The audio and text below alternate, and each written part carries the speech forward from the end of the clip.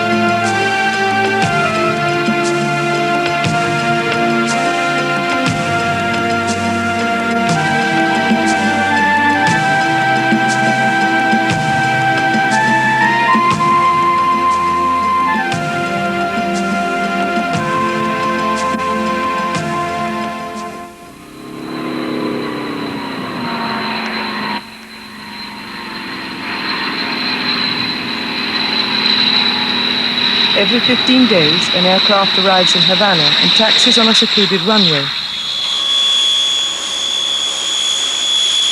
It is a United States Justice Department plane carrying deported Cubans who have been held in United States prisons for years, deprived of all legal rights. The U.S. Immigration Service has declared them excludables.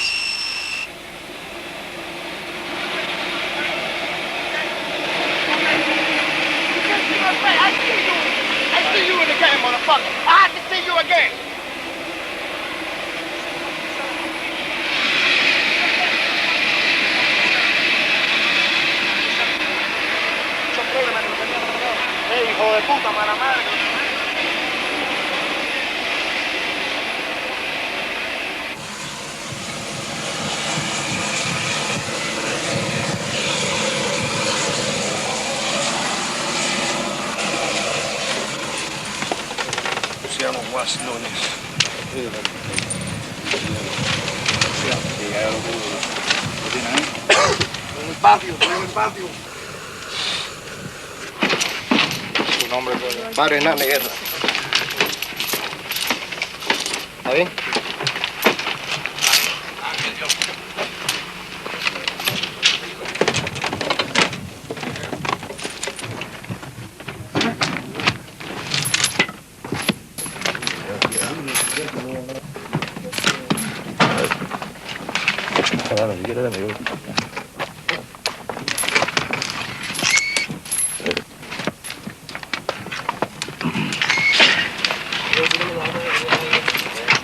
Arriba, abajo, pero abajo sí. Y no va a caminar con cabeza.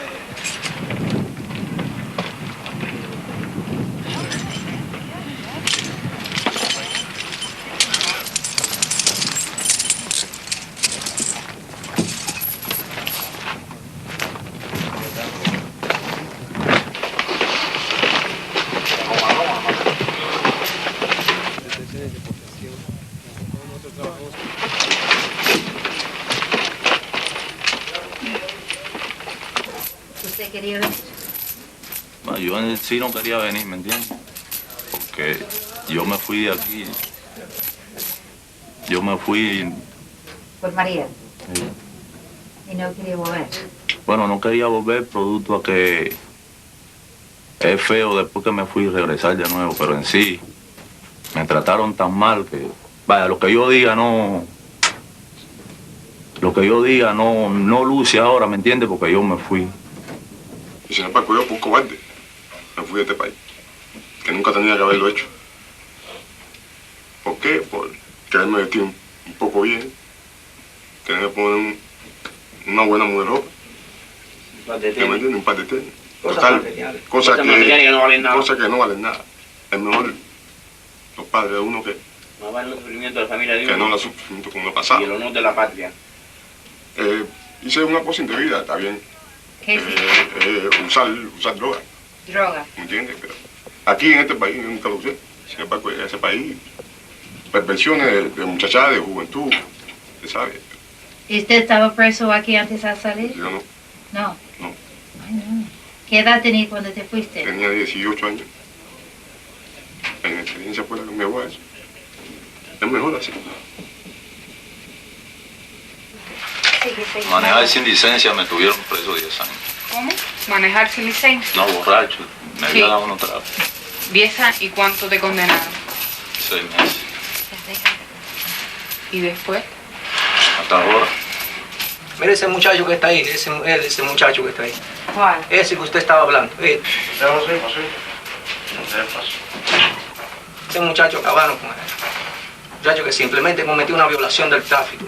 Sufrimiento, maltrato, vejaciones, humillaciones, golpes. Racismo. Y el negro como racismo. Río, dile así, claro, tiene que haber Racismo, sí, racismo. racismo al vivo. Arriba un lunar que tengo ahí me dieron con palo allá. Con un palo, con unos palos negros que tienen ellos ahí, que lo traen ahí en el avión. Porque han fabricado una tonga de locos allá diciéndose lo que el gobierno los mandó locos. Le dan toracina. Toracina es una pastilla que es un sedante, pero tiene, está graduada en diferentes gramos. Hay toracina de 50. No, a mí no. Pero conozco personas que se las dieron. Personas que yo las conozco de Cuba que no tenían ningún tipo de desequilibrio mental. O sea, el leve mental de ellos era normal. Y esas personas con toracina la han vuelto locas. Y dicen que en Atlanta había un Sí, médico... se llama Martinón. Puertorriqueño. Sí, mire, ese hombre se tuvo que matar, mire, él se cortó todo, la medicina, mire los brazos, de ese hombre, mire.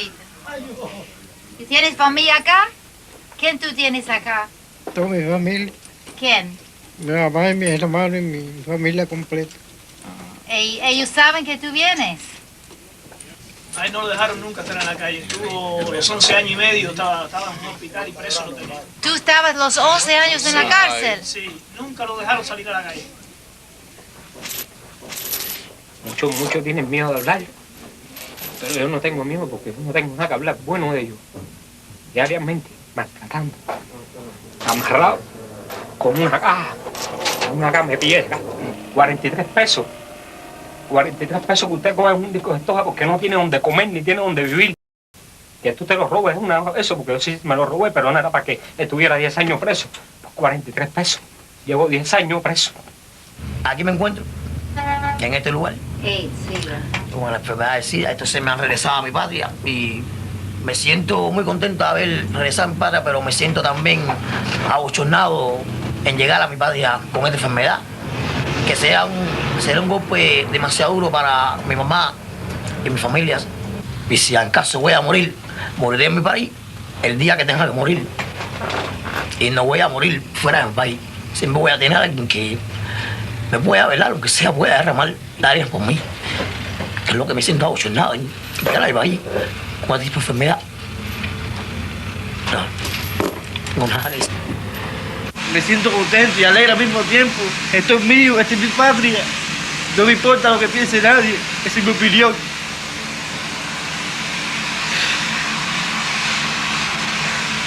Si hice mal lo que hice, no piensen mal de mí. Era un muchacho solo. He sufrido lo que nadie puede imaginar.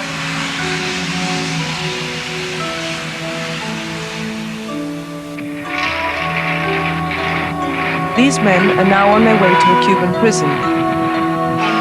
In 1980, they were part of a massive exodus to the United States. It was called the Mariel Boat Bridge. Until August 1994, the Cubans were the only people in the world granted unconditional sanctuary in the United States, but the Marielitos were exceptions to this privilege.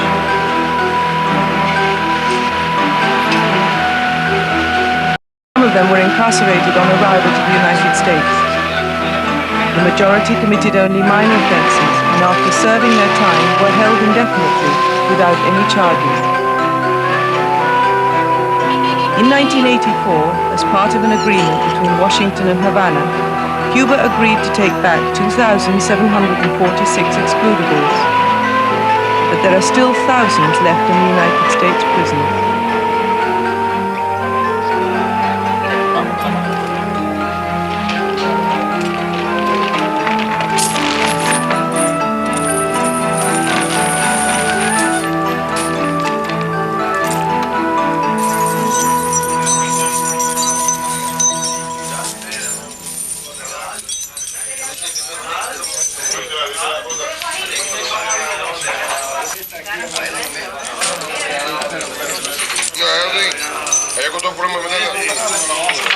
Ya lo que pasó, pasó, eso no se puede, no podemos cambiar eso, pero sí podemos comenzar a partir de ahora una vida distinta. Y nosotros no tenemos problemas con ustedes. Aquí ya hay más de 900 que andan por su libre albedrío. Nadie se ha metido con ellos, a no ser alguno que haya hecho algo incorrecto, pero son los menos. No podemos decir que los que han regresado han traído dificultades porque no es verdad. Los que han regresado, en su mayoría, viven una vida tranquila y feliz. Traten de unirse a la gente que les pueda dar luz. Trabajen, siéntanse tranquilos. Denle tranquilidad a sus familiares, a sus padres, a sus hijos, sus hermanos. Y estoy segura que ellos lo van a entender. Suave, tranquilo. ¿Qué te pasa? Emocionado, se siente emocionado toda su patria. Está emocionado. Some of them grieve for their wives and children whom they left in the United States and may never see again.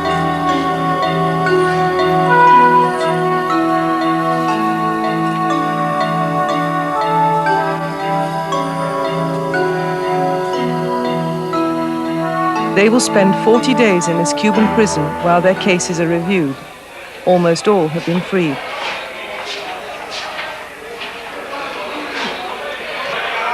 Here they are held in a special section reserved for the excludables.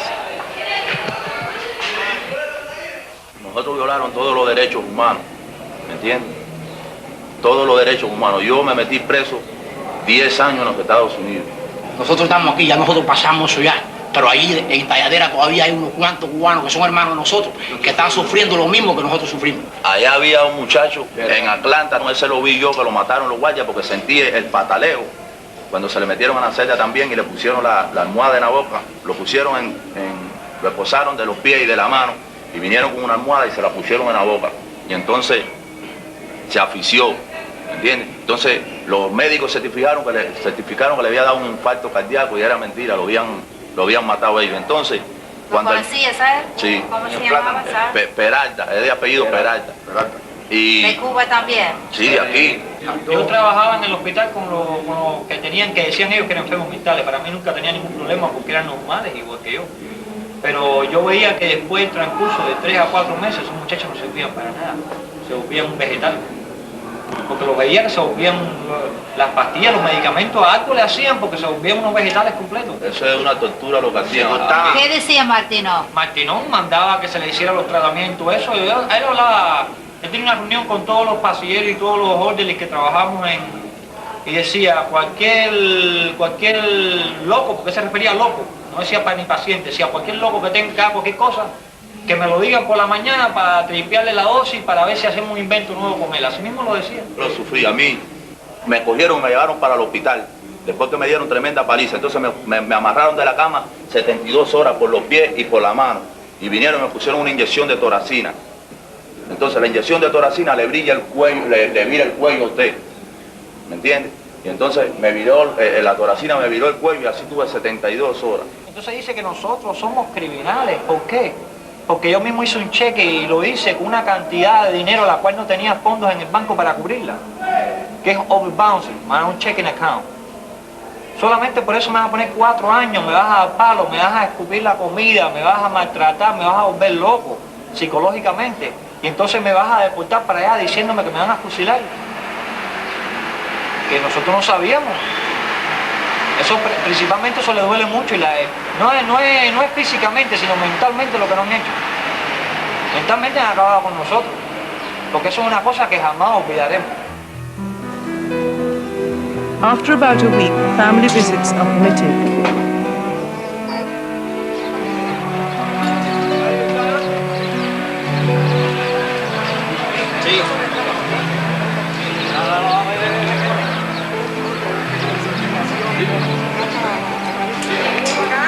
¿Cuánto tiempo usted no lo ve? 12 años.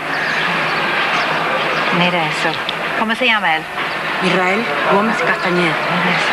Está muy contenta.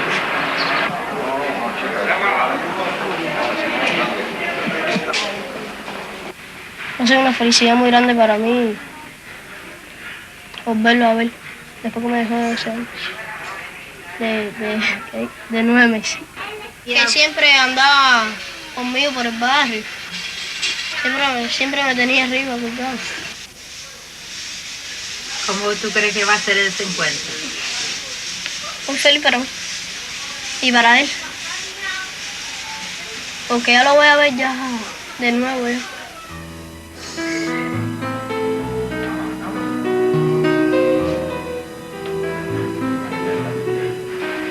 These men have not seen their families since 1980.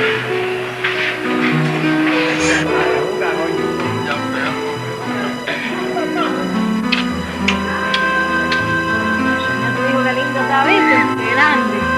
Estaba loco por verte.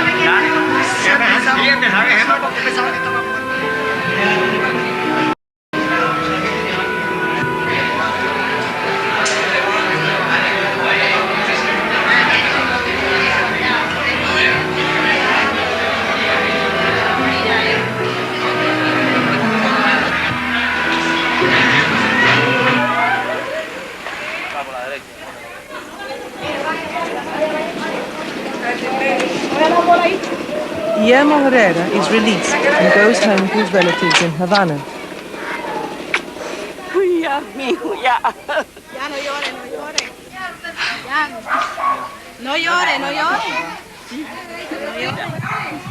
Ya. Querida. Qué bueno que estás aquí, mijito. Mira, Tony, ese es mío, Tony.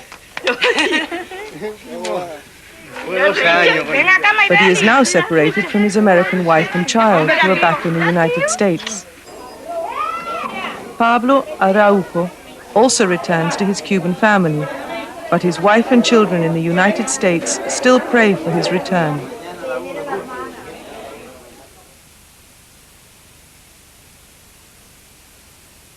Y en Cuba ahora mismo llevo 1 año en la calle y a mí no me han molestado en mi casa.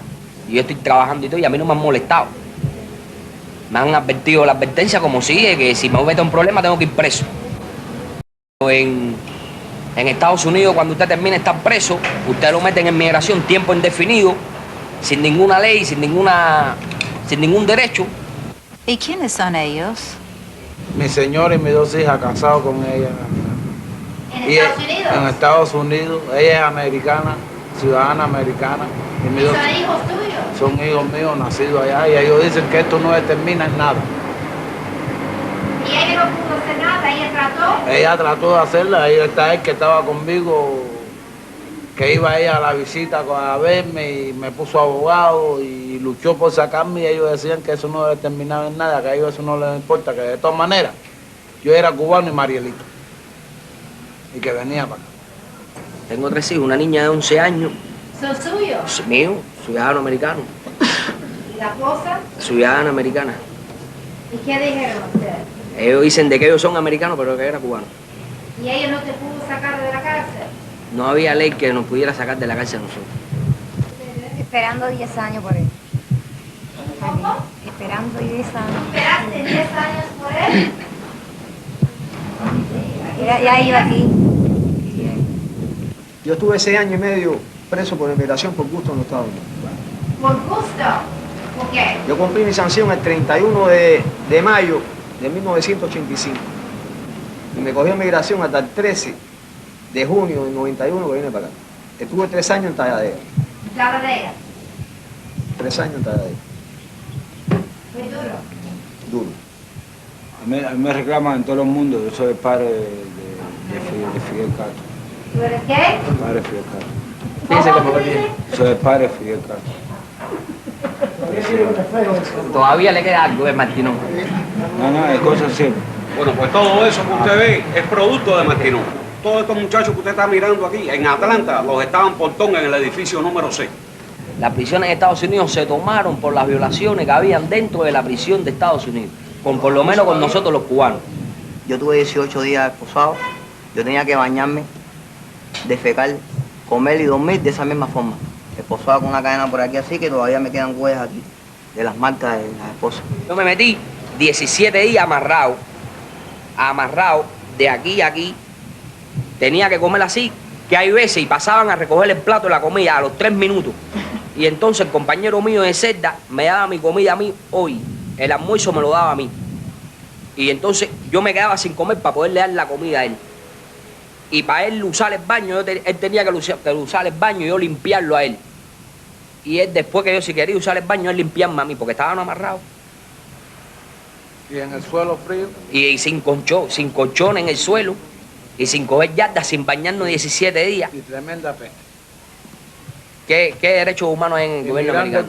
Entonces el caso de nosotros, sí, el caso de nosotros, Marielito, una persona que se robó un bistec en una tienda, una persona que se robó 43 pesos, una persona que los mismos cubanos lo cogieron y le dieron, vende esta droga en la esquina, porque nosotros cuando fuimos para Estados Unidos, nosotros no conocíamos la marihuana, nosotros no conocíamos la cocaína, nosotros no conocíamos los asaltos, nosotros no conocíamos la prostitución, porque aquí los robos que hay aquí, estos son delincuentes matreros. Que se roban una tendera, se roban un Bloom y le echan 6 meses, se roban una cartera. Aquí no es delincuencia. En Estados Unidos un niño de 12 años te asalta una bodega. Un niño de 9 años, las madres fuman marihuana delante de sus hijos. Entonces, esos no son delincuentes. Delincuentes somos nosotros que llegamos a un país porque quisimos. The story of the Excludables really begins in the Cuban port of Mariel, where hundreds of boats arrive from Florida to pick up those who wish to emigrate. It is said that about 2,000 Cubans who were in prison at the time were also included in the boat movement. They were part of some 125,000 who left in 1980. Lo primero que voy a hacer es un saludo a Cacho, ya que nos está esperando con el corazón y los brazos abiertos. The Mariel boat trip was another episode in the ongoing US-Cuban conflict.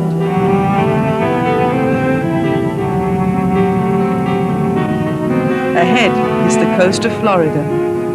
This is the moment that many have been waiting for.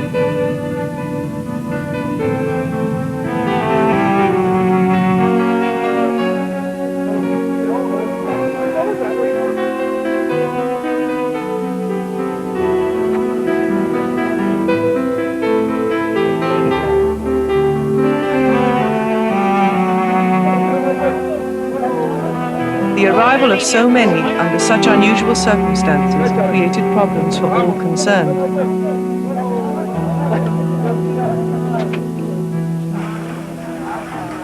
August 1994. Another wave of Cubans emigrate to Florida, this time in makeshift rafts and fragile boats.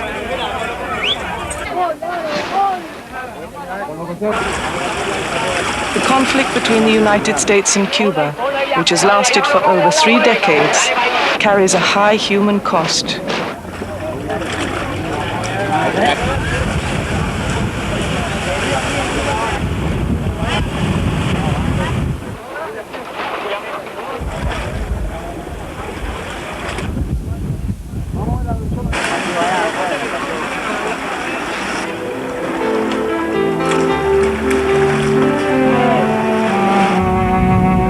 In a reversal of policy and in contrast to its attitude during the Mariel emigration, now the Coast Guards pick them up on the high seas, thereby preventing them from reaching the United States. In 1979, Wayne Smith was head of the we U.S. finally interest did section in establish. Havana during the Mariel exodus. We could have avoided all this. Why did the United States government not answer the Cuban protest notes or take any position on maritime hijacking?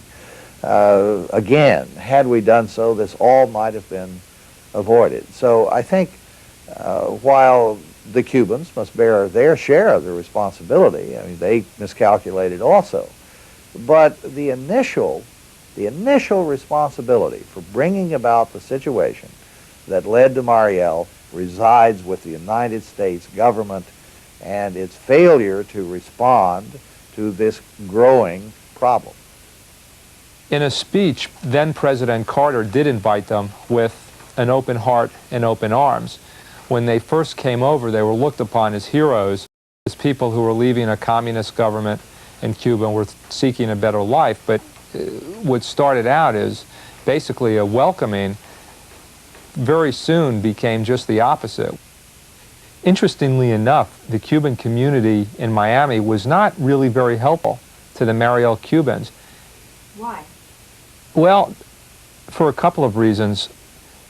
First of all, I think most important, they were of a different socioeconomic class than many of the Cubans who came over in the 60s, for instance. The Mariel Cubans were poorer for the most part, and many of them were black, and I think there was an element of racism involved. Well, here it was a matter of years that went by, and in many cases people were paroled in and allowed to come into the United States, and then they got in trouble with the law for one reason or another, possession of a marijuana cigarette or a petty theft, whatever it was, and having served their jail sentences, found that the U.S. considered them to have violated their parole, and rather than being released, they were sent to a detention facility to be held indefinitely until they could be deported. That clearly created all kinds of civil rights problems when people who are living in the United States are told they have no rights. You have an explosive situation on your hands.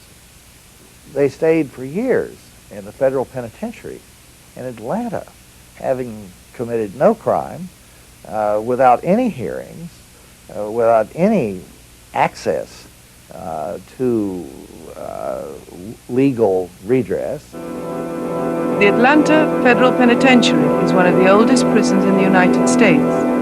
This is where the Immigration Service held many of the Marielitos they were trying to deport.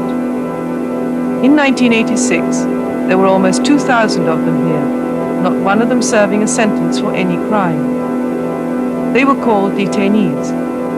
That year, a congressional committee took an interest in the Cubans, investigated and published this report.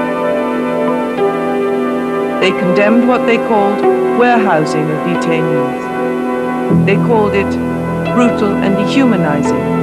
Indefinite detention was a fundamental human rights dilemma for the United States. The Cubans had many complaints about Atlanta, but we discovered one that had not surfaced publicly before: the widespread misuse of drugs such as the powerful antipsychotic Thorazine. The institution got significantly more money for looking after psychiatric cases than for ordinary inmates. This practice was blamed on an assistant warden named Dr. Martino. Martinón mandaba que se le hiciera los doctor Martinón lo que hizo fue Martinón es el Mengel de los Estados Unidos.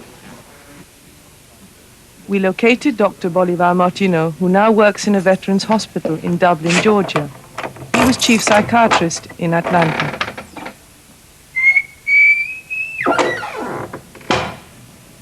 Who were the Marielitos? You had a highly volatile group, black, low education, young male, black male, with little work ethics. The type of people we got were highly impulsive, what we call DDIs, disruptive, disturbed individuals, DDIs.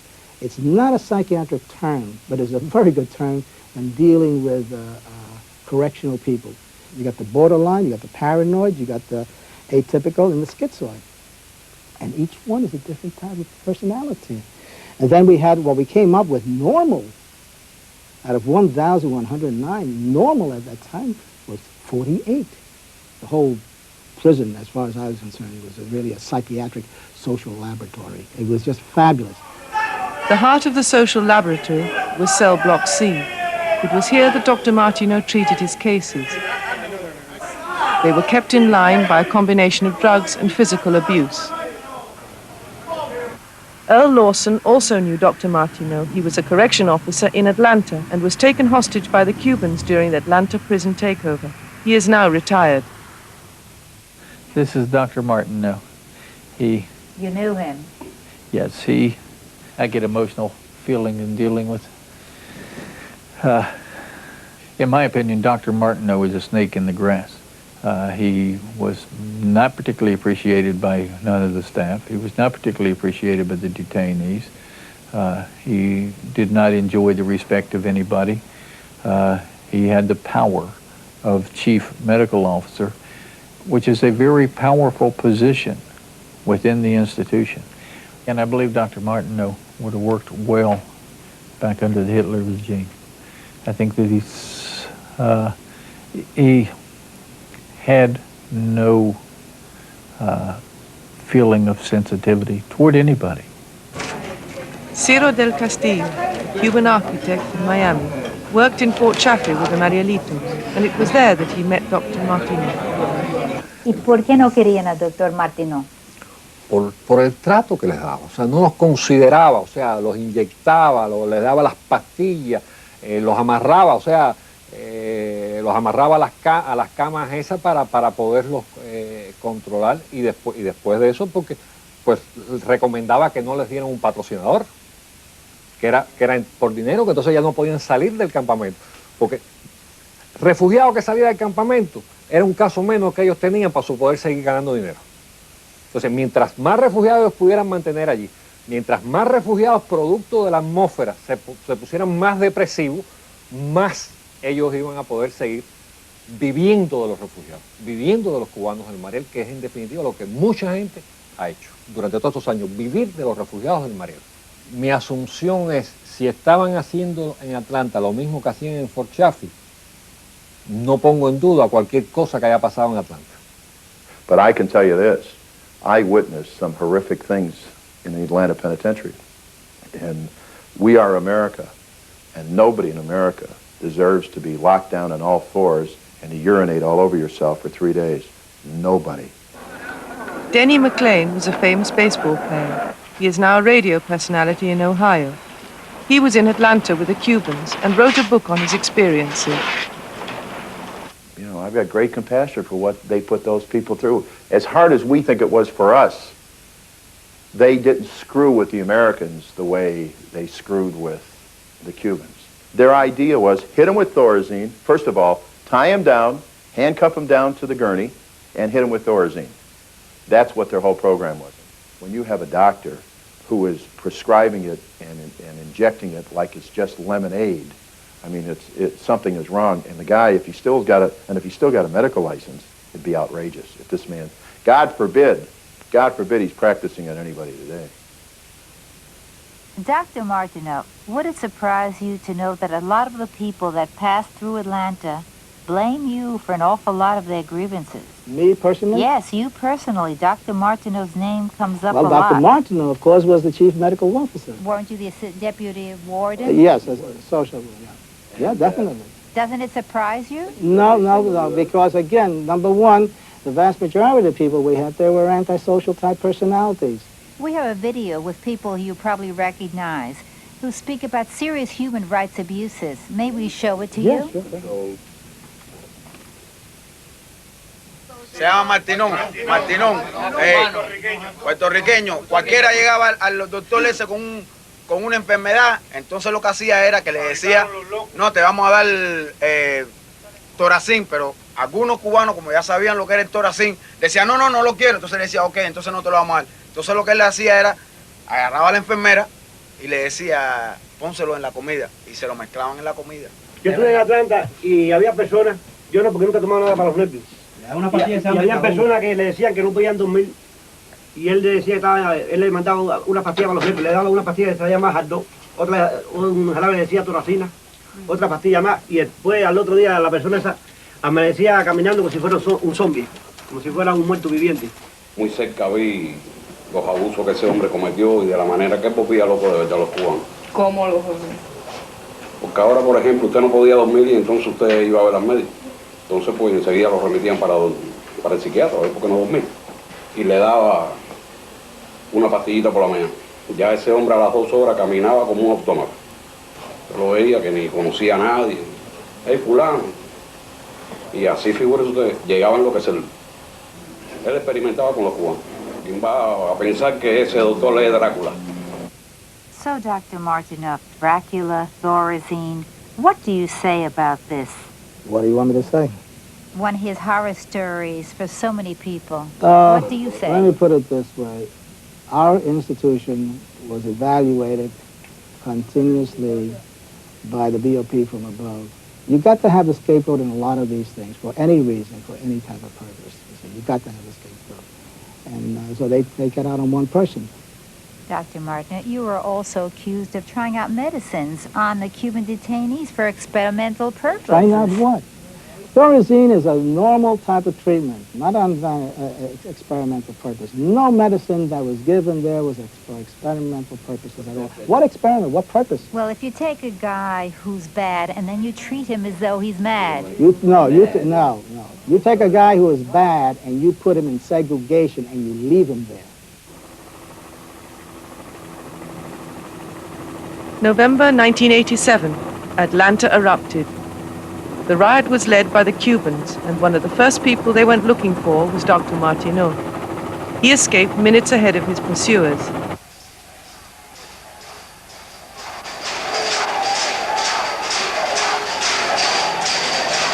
The spark that ignited the biggest prison riot in U.S. history was the announcement that the deportations that had been suspended for 2 years would be resumed. Many of these Cubans had already been approved for release in the U.S. The Cubans took 89 hostages and held control of the prison for 12 days. It was then that some organizations publicly came to the support of the detainees and their families.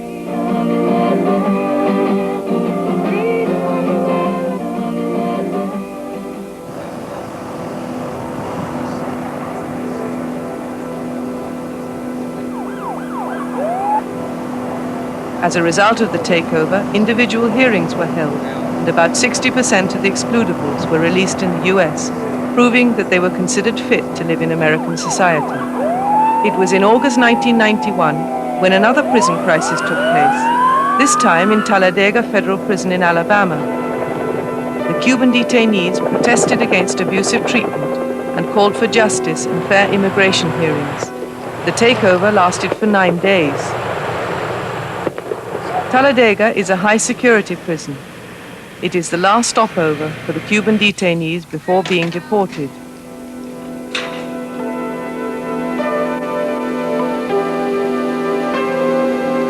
It is a cold November morning in 1992. Another group of deportees, officially called excludables, are about to leave for Cuba. They've been in the US since 1980. Many have wives and children here.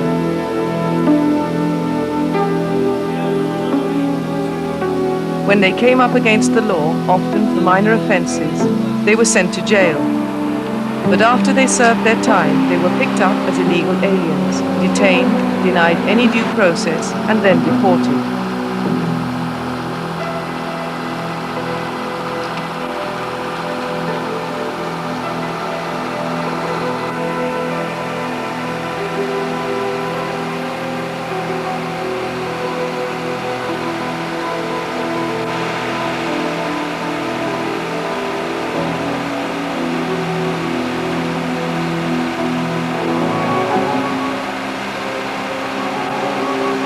Pablo Araujo was a teenager when he joined the Mariel boat lift. Why won't send me over there? Got a family here. I have people, you know. When I live in my country, I was only 19 years old, almost, you know. I have my life here now in the United States. I got a good wife. Why won't separate from the family? The government talks so much about family values, and they try to instill that and raise it in our upbringing, but yet, all of a sudden, I'm married to a man, a lovely, wonderful man, that's brought a lot of joy to our house and to our lives, and because of a mistake that he made, he was incarcerated for 3.5 years, and then just out of the blues, they just take him away. They didn't even call me. They didn't allow him to call me to let me know that he was being deported. They just took him. Everything that he had in the prison, they sent it back to me in boxes. It was like my husband died and nobody knows nothing, and here's his belongings. I love Pablo. He's been a great father to my children. Yeah, I loved him a lot. I felt that he meant more to me than my real father did, because he was there for me more than my real father was. And when they had said he went back to Cuba, I just fell apart in my heart because I loved him so much. I don't understand how they do destroy families and homes and yet not meet with you, not talk to you, or at least look at your husband or your wife as a person, or even read the file.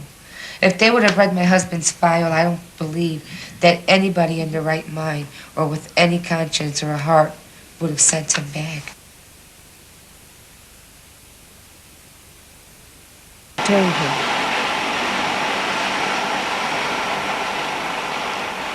I don't consider myself a dangerous man. I don't have any serious charge to be deported. Terry Ketchel is married to Guillermo Herrera. Guillermo became inexcludable as the result of a charge which was subsequently dropped. Years later, immigration arrested him after he went to apply for a work permit. His wife remembers. The immigrations came to our house about 5:30 in the morning, surrounded our house, said they were immigrations, identified themselves as soon as they opened up the door, kind of threw him around, and we really didn't know what was going on. Said that they had been looking for him for 12 years, that he was being sent back to Cuba, and I asked why. They said, you know why? They basically wouldn't tell me much of anything. It was all a shock to Guillermo and I both as to why they did this. I still don't understand why. I still have a very hard time understanding why they did this. I feel like he's died because he was just taken away from me. He has a daughter here, my son, which is basically his stepson. So it's been very hard for all of us, very hard. His lawyer could not understand. Even a guy that I spoke to at immigration said, well, let me look at his file. Let me see exactly what this man has done. Because I bugged him. I constantly bugged him. I opened up his file and looked at it, and he said, oh, my God, he hasn't done anything. That was his exact words. And I said, well, then why is he being sent back? Well, this is something from 12 years ago, so then he's going to... It's a very hard situation, like I said, for all of us, for myself, for Guillermo, for his daughter, and because when they took him away from me, it just felt like they ripped my heart out. I'll never see this man again. I don't want to. I just don't think it's fair.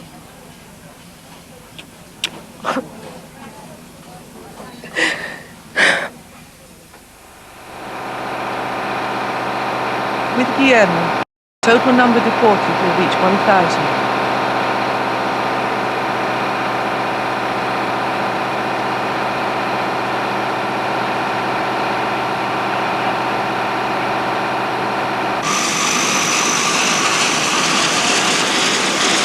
The United States can only deport those whose names appear on the original list.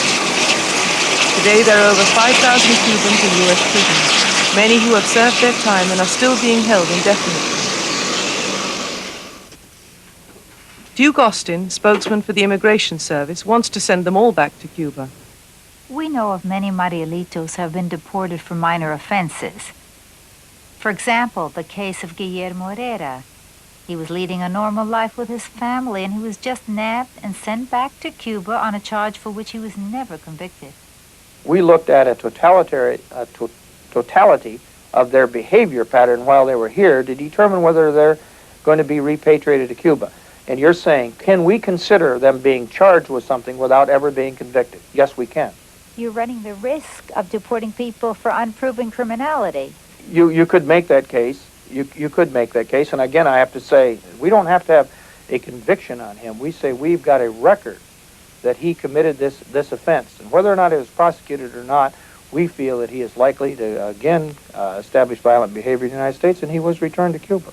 As the years go by, it seems to me that it's more and more difficult to argue that it's fair to return them to Cuba. I mean, after all, this is 12 years after Mariel. They've been here 12 years now. Returning them at this point, in most cases, I think is rather inhumane. As a matter of fact, every detained Cuban annually gets a panel review by a board of officers of the INS to determine whether or not, in good faith, we think we can put him back out on the streets of the United States. So they annually go through that. Fair hearings have not been held, that the immigration hearings have by and large been kangaroo courts in which the immigration officer comes in, has taken a brief look at the file, asks a couple of questions, and dispenses with the case. It's not a fair hearing. I've been in reviews where they didn't have the file, where the interpretation was poor, where all kinds of things went on, and there's just no guarantee that your review will be a fair one.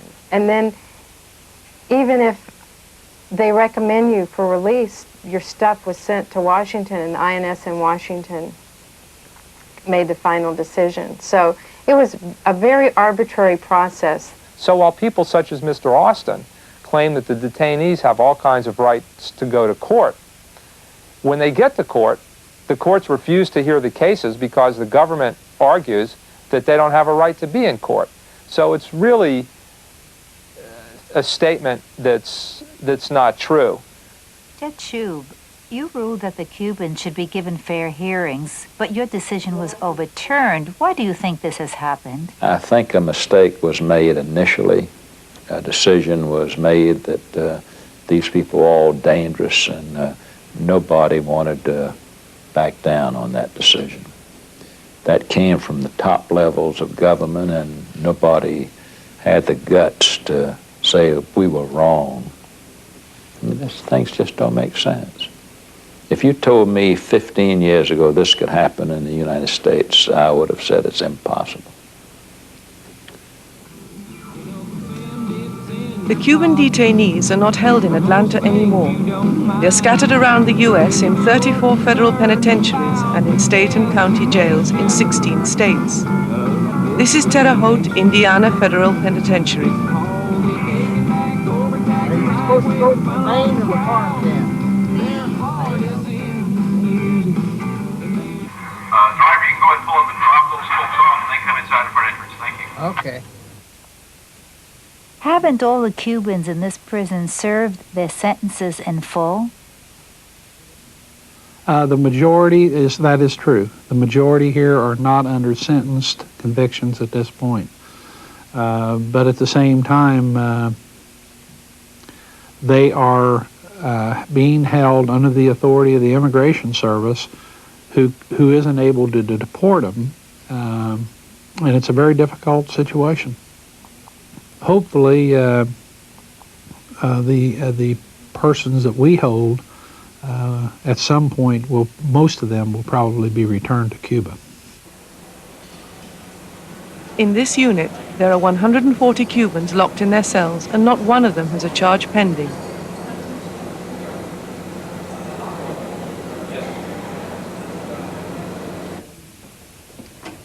At this prison, we were able to speak to 3 Cubans.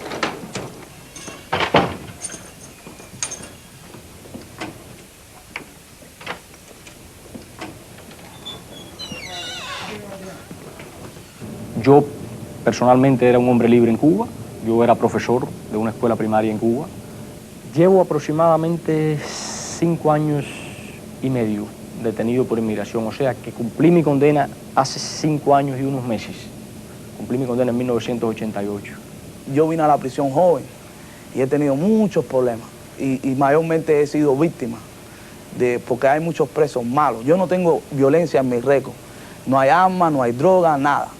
A nosotros lo han tenido durante años y cada vez que vamos al panel nos niegan el panel. ¿El panel de migración? El panel de migración no nos niega. Sencillamente yo llevo ya 3 paneles, voy al 4º panel y cada vez que voy al panel me lo niegan porque dice que Washington me niega el panel. Había un muchachito bien jovencito, 20 y tantos años. Su madre había llegado de Cuba hacía 2 semanas. Y el panel de revisión a lo cual nosotros nos sometemos cada año a una entrevista, pues le había negado la libertad por segunda vez. Según la persona que vivía con él en la celda, nos dijo a los otros muchachos que él lo había oído hablar con su madre bien deprimido, bien triste, y le había dicho: mamá, ya no puedo más, es la segunda vez que me niegan. La mamá le dijo: mijo, tranquilo, espera. Pero el muchacho no pudo esperar y esa misma noche se ahorcó con una sábana. Y he sido víctima 2 veces en esta prisión en un año de asalto serio. Primero con un tubo, otra persona que está haciendo tiempo me cayó a tubazo cuando yo estaba viendo la televisión, por poco me mata y no hicieron nada. Lo que hicieron que le dieron un traslado a esa otra persona. A mí me dejaron aquí. Ahora otra persona me cortó la cara en el comedor. Esa cicatriz. ¿Ve? ¿Y de qué es eso? No sé, un cuchillo, yo no sé. Yo estaba comiendo, este preso vino por la espalda y me cortó. ¿Se imagina lo que es 24 horas al día mirando unas rejas y una pared, pensando y pensando y pensando, no saber qué será el futuro, no saber cuándo vamos a salir de aquí, si vamos a salir de aquí, o si vamos a salir vivos, o si mañana nos vamos a morir aquí? Creo que es frustrante, es desesperante. Yo lo que deseo es ser libre y volver a trabajar, a estar al lado de mi hijo o al lado de mi familia. Me parece que ellos entienden que lo que están haciendo no está correcto, pero lo siguen haciendo con la esperanza o están esperando conseguir algún tratado con Fidel o el comunismo para deportarnos. Pero esa oportunidad a ellos no la ha llegado, no se la ha dado y ellos lo que están esperando, de la misma manera que esperan que se caiga el comunismo. Si el comunismo se cae y Cuba vuelve a renacer, entonces nosotros vamos a ser automáticamente deportados. Eso me parece que es los planes que ellos puedan tener. Pero mientras tanto nosotros estamos atrapados dentro de las circunstancias políticas de 2 países que nosotros no tenemos nada que ver con la política. Somos seres humanos, se nos niega todos los derechos y yo no veo ningún tipo de derechos humanos que se aplique con nosotros. Yo desearía que los Estados Unidos comprendiera de que nosotros tenemos derechos a ser libres y que nosotros somos seres humanos también. You have to admit that the situation of these Cubans has led to human rights abuses. Well, you're saying it's led to human rights abuses. I'd say Many it's led... people are, too. Well, a lot of them are. But I don't buy into human rights abuses. I'd say they're an aberration to normal immigration policy internationally. The United States has ignored international law at home. And ironically, there's no dispute that the treatment of the Mariel detainees is in violation of international law. The United States government has admitted that fact in court. That's not in dispute. The only question has been whether the United States government has to apply international law. It's a very technical argument, and the courts have upheld the government's claim that international law does not apply. There's still thousands of people being held without a resolution to their case. Some decision has to be made. Some disposition has to be made, and after, and this is the crucial thing, after really fair hearings. I do not believe at this point you can have a fair hearing before an immigration court. I think it would have to be before some impartial body. Judge Shub, when you look back at all that has happened, what do you feel? I feel someday, with the passage of time, that we will realize that the government has made some very bad judgment calls, and it's going to be a very embarrassing part of our history that we jailed this number of people without trials, subjected them to inhumane treatment in the penitentiary and overcrowded conditions for years. And a lot of people died as a result of it. We disrupted many families, and a lot of people suffered. And I think history is not going to record with any great approval of our activities during this period. Never thought this could happen in America, but it can.